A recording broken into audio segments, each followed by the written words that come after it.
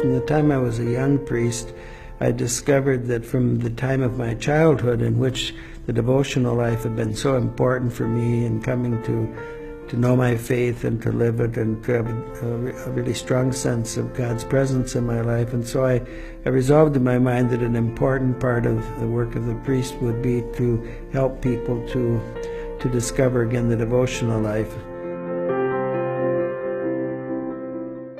It was always clear that from the time I was small that Sunday Mass and regular confession were at the heart of our faith, the heart of our relationship with our Lord.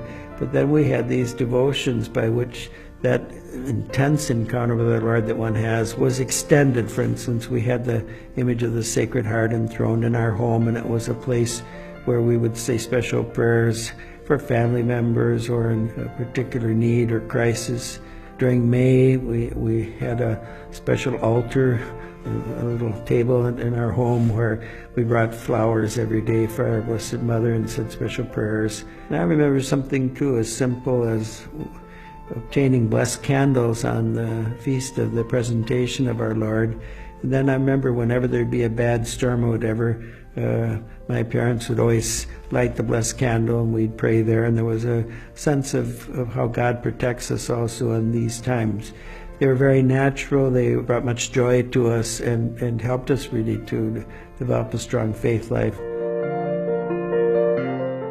The young family should understand from the very beginning of the married life that the home is a little church. In other words, that if the husband and wife participate in the love of God, which is faithful, lasting, enduring, and procreative, fruitful, then the home is a little sanctuary, a place where God is dwelling through their love for one another, and eventually one always hopes with the gift of children. So that, for instance, the enthronement of the Sacred Heart would be a very appropriate act to carry out in devotion, and then a special place for a statue or a painting of our Blessed Mother, St. Joseph.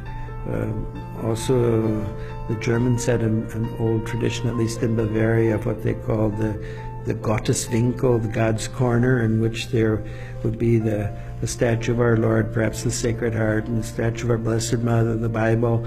But it was a special point of reference in the home where the family would gather to pray or to read a passage from the Holy Scriptures.